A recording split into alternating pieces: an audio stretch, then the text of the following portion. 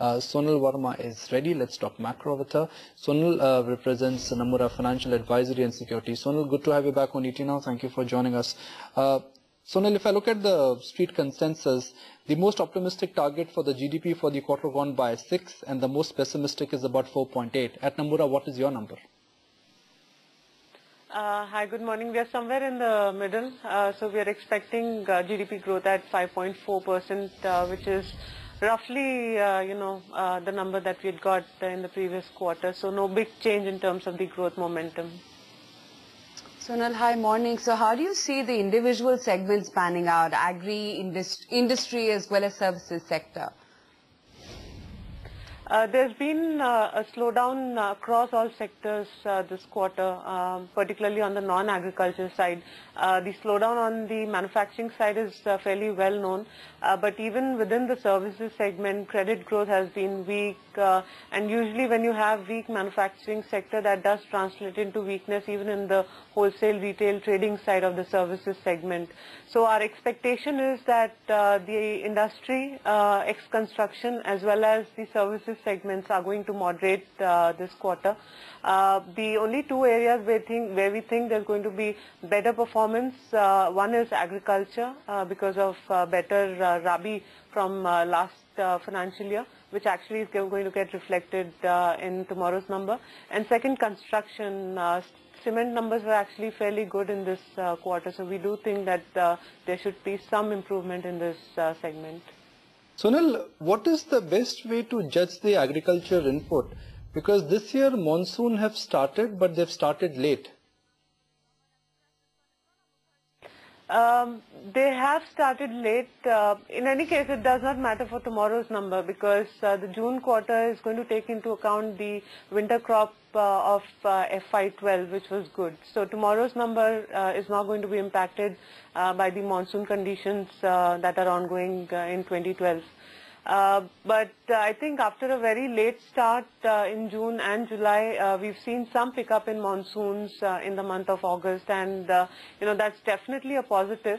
But one thing to remember is that July is the most crucial month when it comes to monsoons. A lot of sowing is done in June, and if you don't get rains in July, then there's a lot of crop destruction that takes place. So while rains have picked up in August, which is good for, probably the Rabi crop of the next year because water reservoir levels are going to go up, I think as far as Kharif is concerned, there is still a risk that the production actually can be lower than last year, and that still remains our base case, that there will be an impact on overall food production in this year despite the pickup in August rains, though, at the margin, August rains picking up is going to be positive for the Rabi crop prospects. So now separately, what are your inflationary expectations building up to, and more importantly, what do you think RBI's action is going to be in its forthcoming policy meet on 17th? Inflationary expectations, I think, the July reading was definitely a surprise, coming in below 7%. But our expectation is that the inflation is going to remain above 7% going forward because oil prices are again back up. And, of course, if the government does not hike fuel prices, then we will continue to artificially see suppressed inflation. But I think the underlying price pressure on the food front as well as on the global commodity price front still very much remains. So our expectation for the coming month is headline inflation again getting back above 7%, and in particular core inflation remaining close to last month's level, which was at 5.4%. As far as the RBI's policy is concerned, I think RBI is clearly driven not just by inflation reading, which is of course the top priority, but also government actions. And since the RBI's last policy, we've really not seen anything as far as reducing the fiscal deficit is concerned, or in general addressing the investment climate. So September, we are not expecting any rate cut. In fact, our base case scenario is that there will be no rate cut this calendar year. We're looking at 50 basis point rate cuts only in the first half of the next calendar year. Sonal, final question. It's too early to talk about Q2 GDP expectations, but if I look at initial trends, the macro picture looks like we could be staring at a weaker Q2 rather than Q1. Honestly, it's too early to tell right now.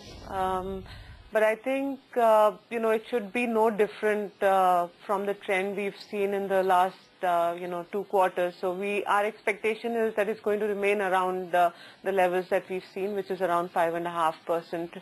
It depends on how industrial production numbers pan out in the next 2-3 months. And if it is actually weaker than the April-June quarter, which is actually not what we're expecting, we are expecting some marginal improvement in the industrial production numbers in the September quarter. But if it turns out to be weaker, then yes, the GDP numbers will be low. If the Q1 GDP number tomorrow is below 5%, will you be shocked or surprised? Well, it's neither actually. I think, the margin of error in any case is very little. But I think psychologically it's going to be a negative shock because it's been, some time when India actually saw a 4-handle GDP reading, notwithstanding the recent revisions that the CSO has made. So I think that would clearly indicate that the actual moderation in the growth momentum has been quite substantial, and it would definitely be a negative number. Okay, Sonal, good to have you on the show. Appreciate you really taking the time out.